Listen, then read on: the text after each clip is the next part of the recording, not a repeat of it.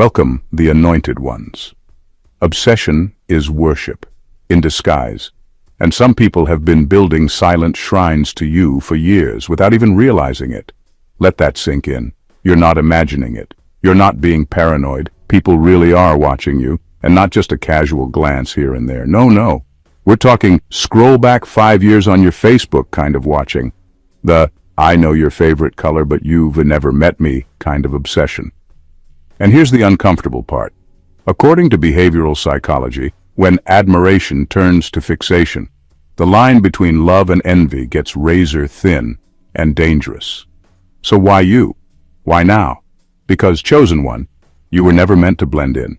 And now that you're shining, people can't stop staring. But here's where it gets weird. It's not admiration anymore.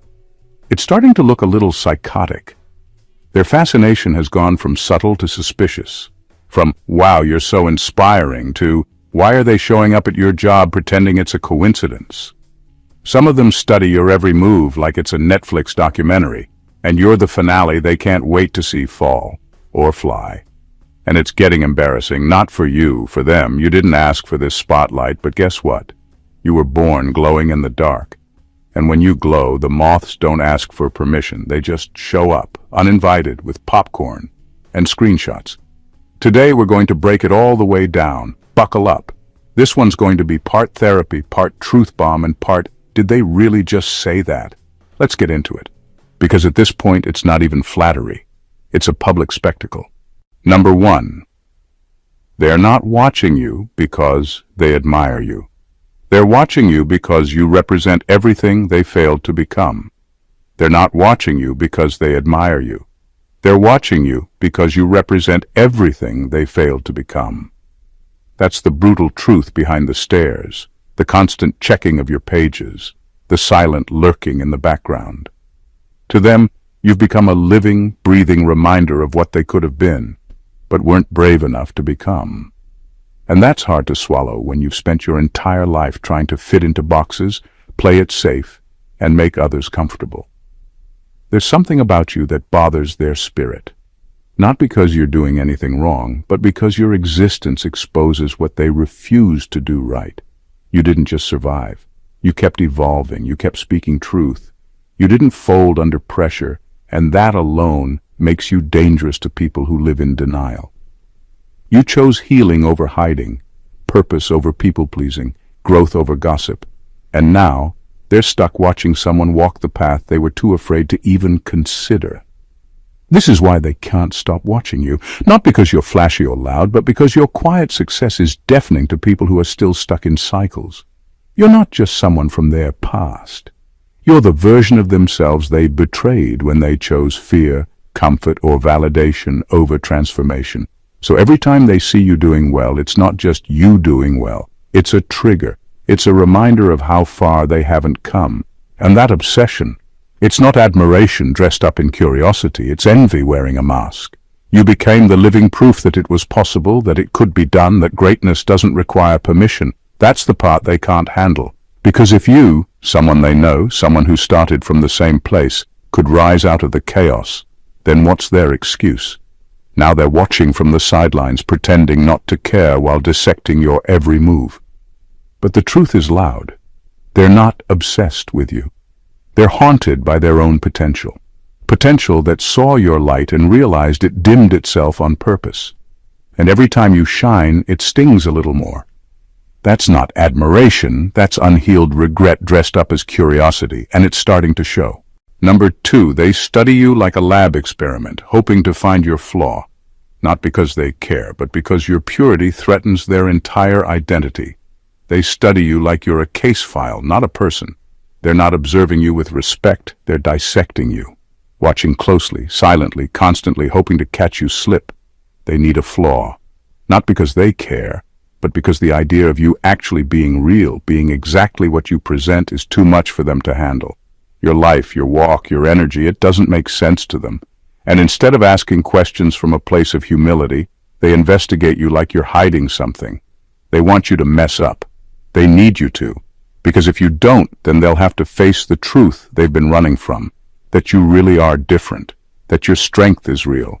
That your peace wasn't luck, it was earned. that your growth isn't fake positivity. It's the result of surviving hell with your soul intact. And that's the part that keeps them obsessing. Because deep down, they're looking for loopholes in your story so they don't have to change theirs. They want to believe you're pretending, that you're putting on a show, that you're spiritually faking it. Because if you're genuine, if you're actually walking in truth, if the glow on you is real and not filtered, then every lie they've told themselves about why they couldn't heal, why they couldn't change, why they couldn't rise, falls apart. They study you hoping to find cracks in your armor, not realizing that your scars aren't weaknesses, they're receipts. They want to expose something on you, but the real exposure is happening to them. Because the more they search for flaws in your life, the more their own flaws start screaming. The more they try to prove you're not who you say you are. The more it's clear that you've become someone they secretly wish they could be. This isn't curiosity anymore. It's insecurity trying to gain control. And the truth is, you passed every silent test they created in their minds. You were placed under their mental microscope, and they couldn't find a single thing to use against you. That's when it shifted from suspicion to obsession. Because what they were hoping to discredit only ended up confirming what they feared most. You are exactly who you say you are. Number 3.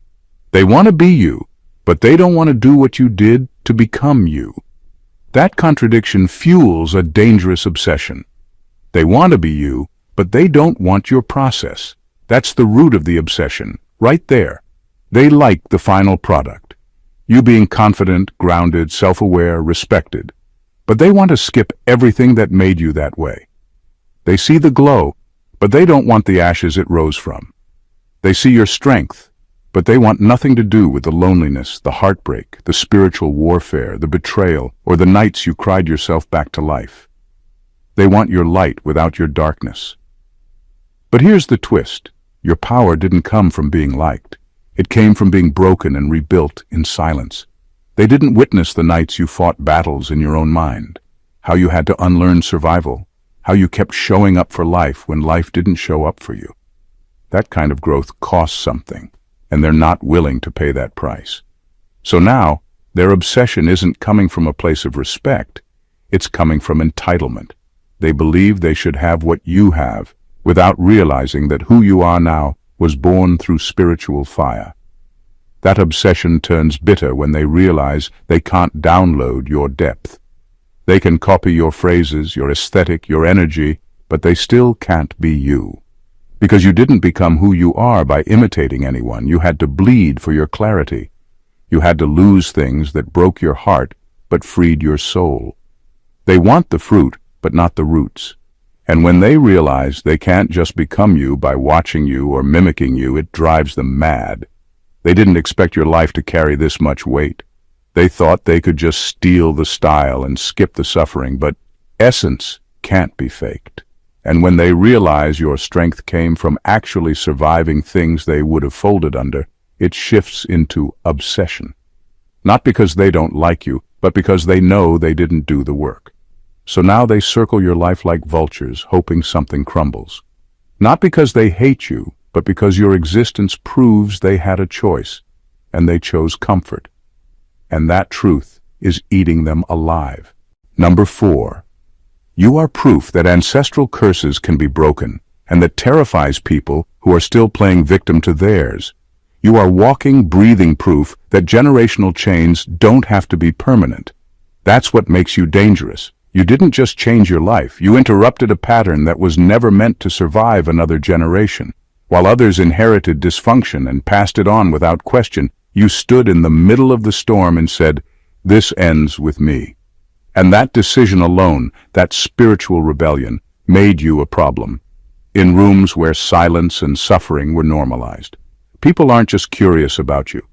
They're spiritually disturbed by you. Because while they're still blaming the past for why they haven't changed, you're breaking curses they didn't even realize were binding them.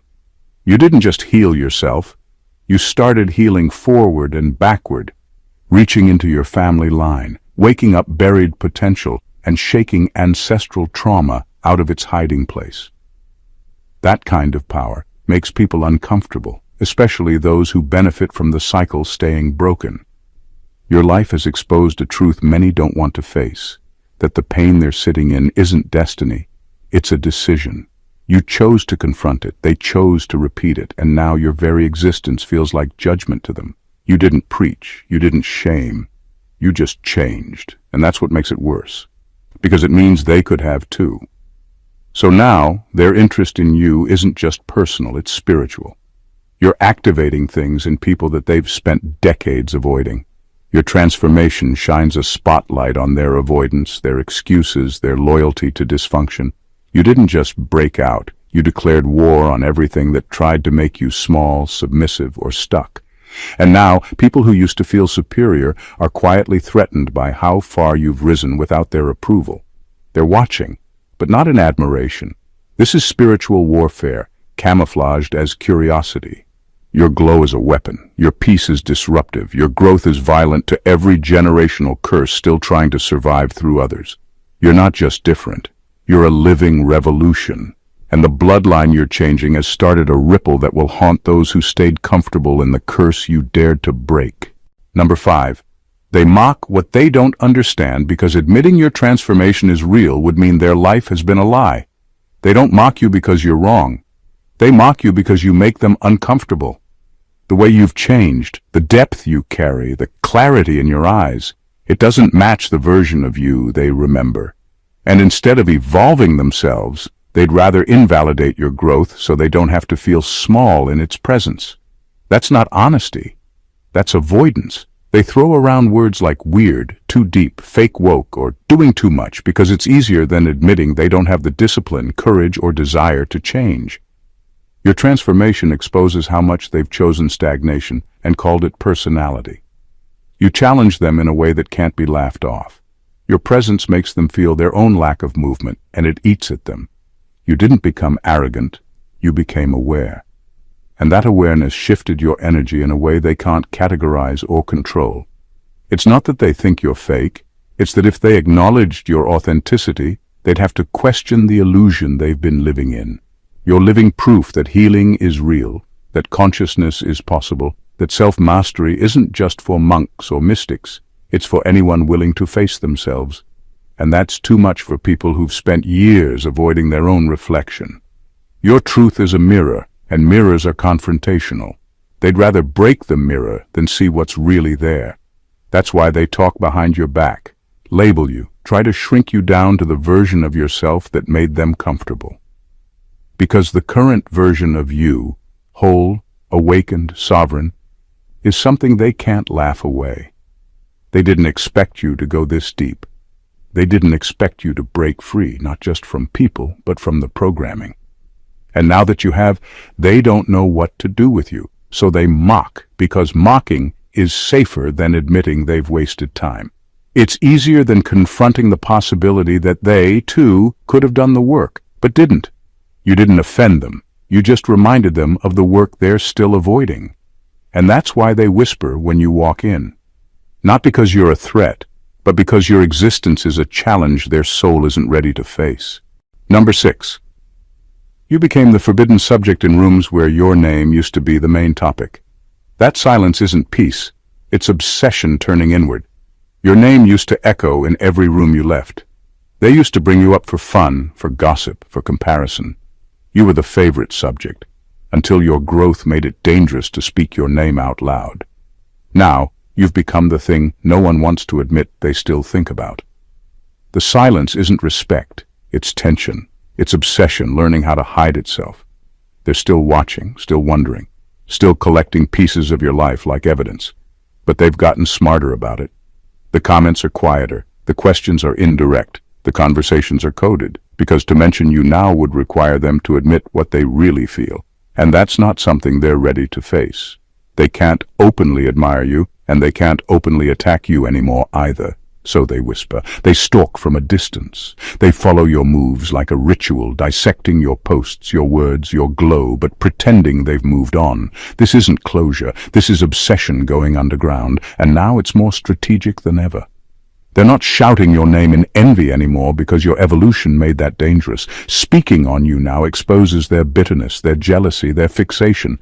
And that's a look they can't afford, so instead they keep it internal. But don't mistake that for peace. That silence is loud, it's filled with calculation. It's what happens when people realize they can't control your narrative anymore. They don't celebrate you because they can't claim any part of your rise. They watched you build yourself with no permission, no help, no applause.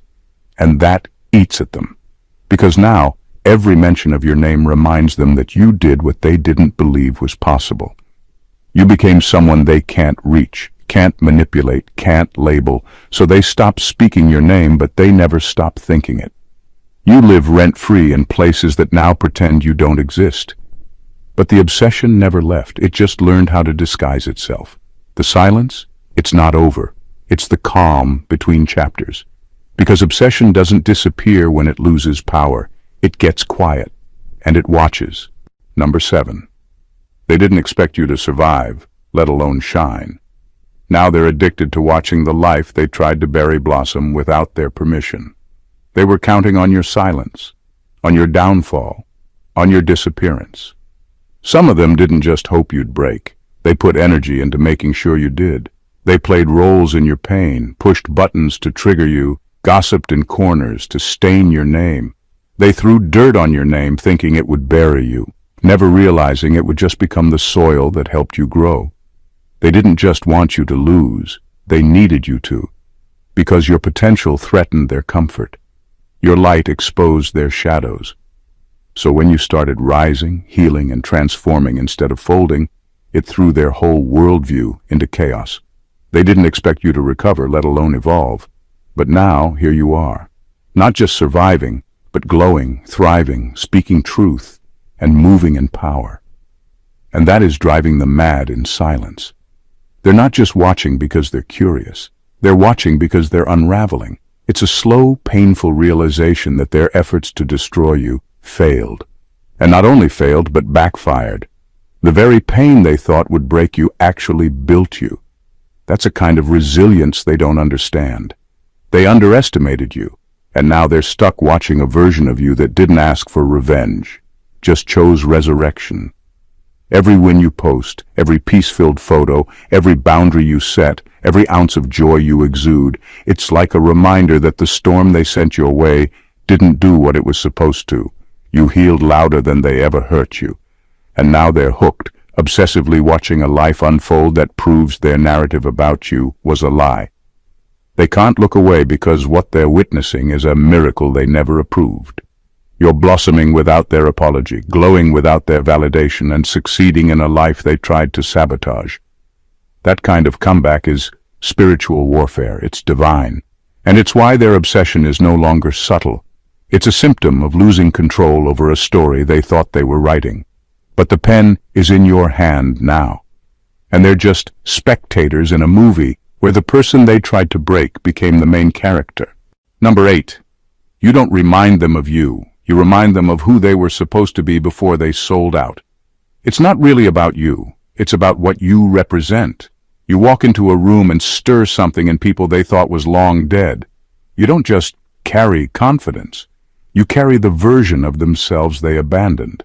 That boldness, that integrity, that sense of mission. They once had it too.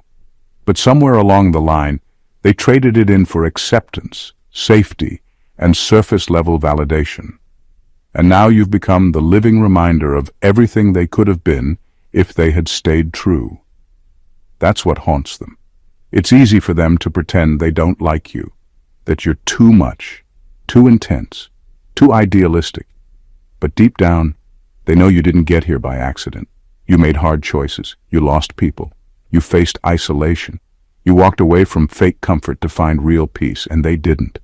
They bent, compromised, shrunk. They did what was expected instead of what was right for their soul.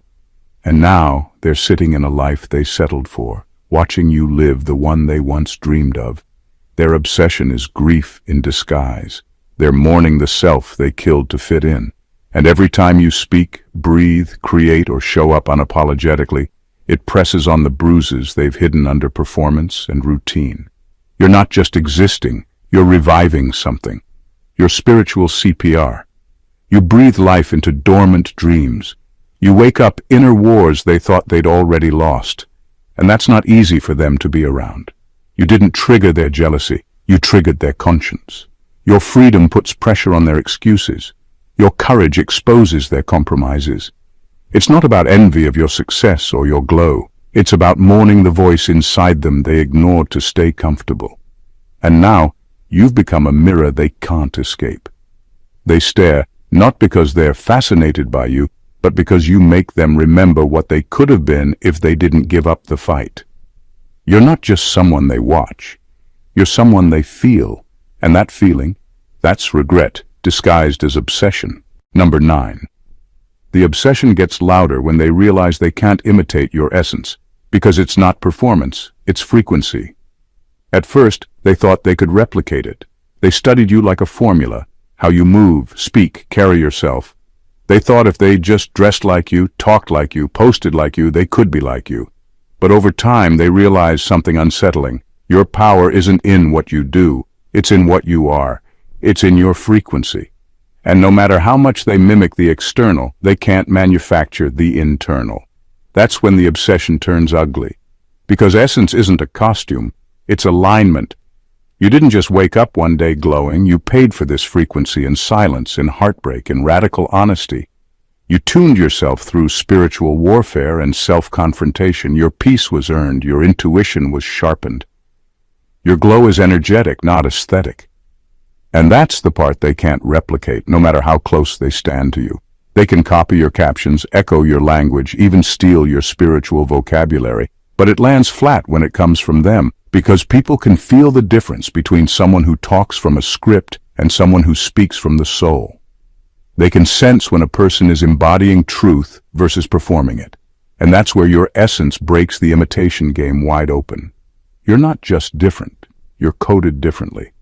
Your presence speaks before your mouth does. Your energy enters the room ahead of you, shifting the air, disrupting the false, revealing the hidden. That's not something you can teach, that's frequency. And the ones trying to copy you are learning the hard way. Frequency can't be faked, so now they're mad, not just at you, but at themselves, for believing that style could replace soul. They're frustrated because they thought success, influence, or attention was the end goal. But you've shown them that true power is spiritual, and spiritual power doesn't come from mimicry, it comes from integrity. They're obsessed because deep down they want the real thing, but they don't want the journey that births it. So they settle for performance, knowing it will never carry the weight your presence does. And that truth keeps them watching and boiling. Number 10. You represent judgment without saying a word. Your integrity exposes what they compromise every day. You don't have to say anything. Just being present is enough to make people uncomfortable. Not because you're doing anything wrong, but because your energy is clean, your path is aligned, and your integrity is loud without a single word. You walk into the room and suddenly people feel exposed, not by you, but by their own inner conflict. You didn't call them out, but they feel called out anyway. That's the power of true alignment. You don't even try to prove anything, but your consistency, your self-respect, your refusal to settle, it all acts like a mirror. And most people don't like what they see in it. They've made compromises. They've lied to themselves. They've traded truth for convenience, spirit for survival, and purpose for popularity. You didn't. And that difference speaks volumes. So no, they don't hate you. They hate how they feel when they're around you. You represent the version of themselves they gave up to play it safe. And now your existence is like a spiritual audit, a quiet check-in they didn't ask for but can't avoid. That discomfort they feel around you, that's not your fault. That's their own shame surfacing. And instead of dealing with it, they project it. They call you too much, self-righteous, or fake, because it's easier than admitting they feel small next to someone who stayed real. Their obsession isn't admiration, it's inner conflict. A war between who they are and who they know they were meant to be. Watching you thrive makes them realize just how far they've strayed. They try to pick you apart to feel better about themselves. They look for flaws, holes, anything to convince themselves that you're not as aligned as you seem. But no matter what they find, the truth is still there. You walk in purpose. You live in truth. And that exposes every lie they've told themselves to stay comfortable. So they keep watching. Not because they love you, not because they hate you, but because they can't stop wondering what it would feel like to be that free. And the more you shine, the more they're forced to face the version of themselves they buried. That's not drama. That's a soul awakening they're not ready for. Number 11. You are no longer a person to them. You're a symbol. And symbols are powerful, dangerous, and unforgettable. At some point you stopped being just a person in their life. You became a living symbol, a walking reminder, a force they can't fully explain but can't seem to escape either. You're not just a memory. You're a milestone. Something shifted when you outgrew the narrative they tried to trap you in. Now your name doesn't just bring up a face. It brings up a feeling, a truth, a reckoning. And that's not something people forget. You've become shorthand for everything they couldn't predict, contain, or replicate. Your name isn't just a name anymore. It's a trigger. It's a reference point for something bigger than you. For some, it stands for resilience they didn't think was possible. For others, it's rebellion against expectations or divine defiance in the face of control. You walked away, healed, glowed up, or refused to bow, and that shook something in them. Now they don't just remember you. They study you, revisit you, rework old conversations in their mind, trying to decode what they missed, trying to figure out when the shift really happened. They talk about you even when they say they don't, in jokes, in shade, in silence, because you're not easily replaced. You never were. You were always rare, but now you're untouchable in their psyche. Your name holds weight in rooms where you're no longer present.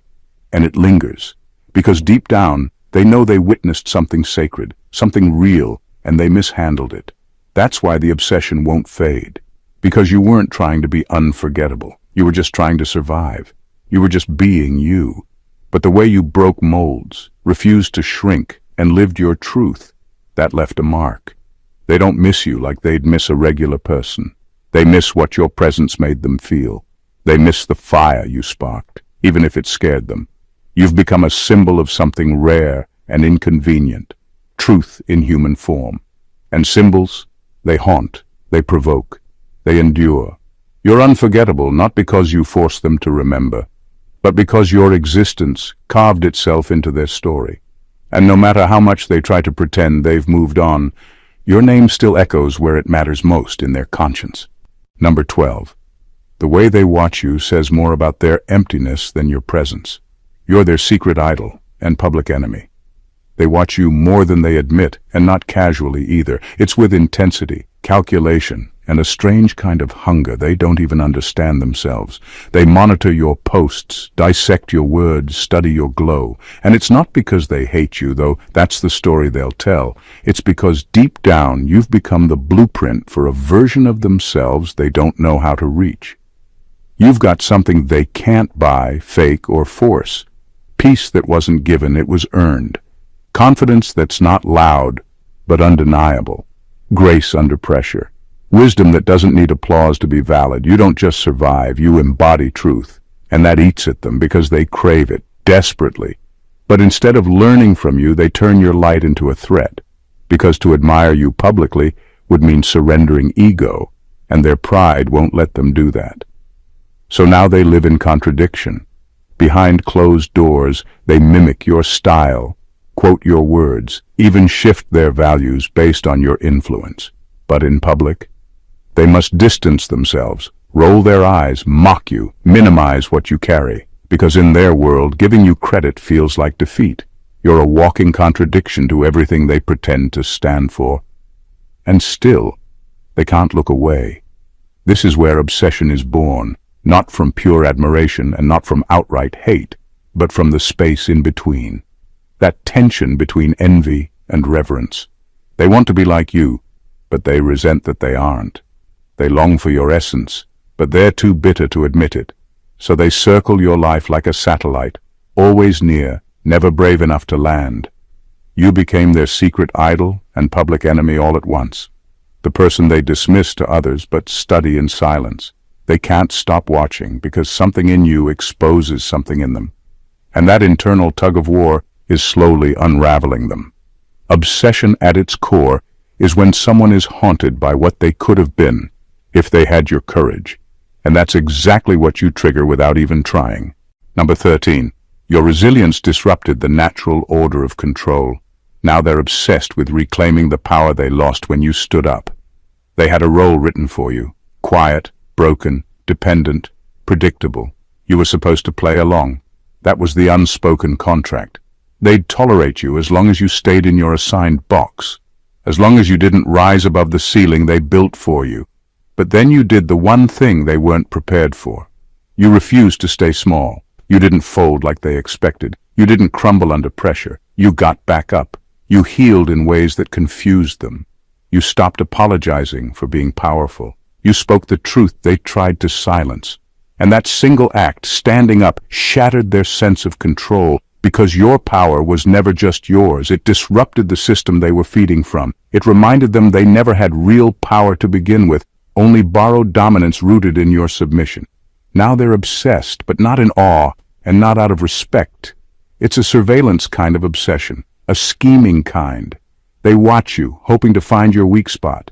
They scroll through your wins, not to congratulate, but to dissect. They don't want to learn from you. They want to undo you, because your resilience humiliated the illusion they were living in.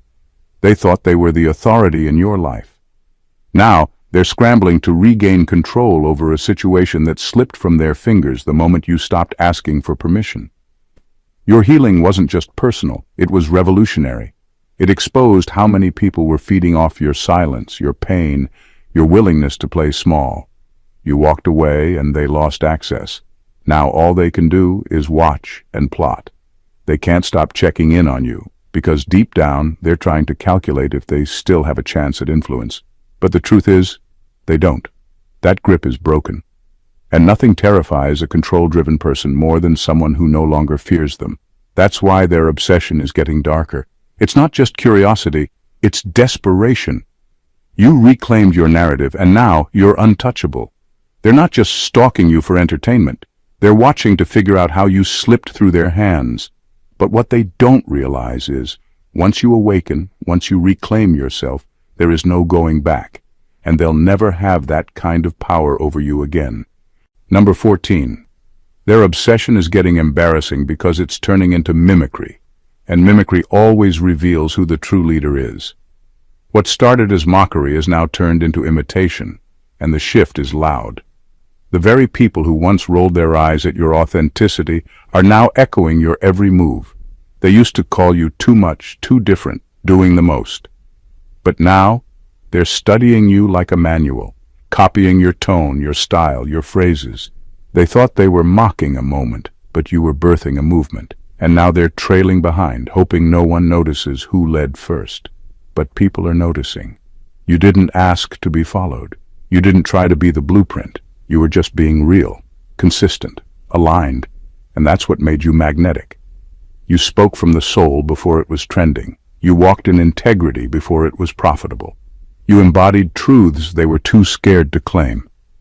And now that they see the world responding to your energy, they're trying to mirror it. But here's the thing. Mimicry is never as powerful as the original. You're not just being copied, you're being exposed as the origin. And it's getting awkward for them. Because when people watch closely, they can tell who's living it and who's performing it. One resonates, the other just repeats. That's why their obsession is becoming embarrassing. It's no longer hidden in shade or gossip. It's out in the open, and it reeks of desperation. The irony?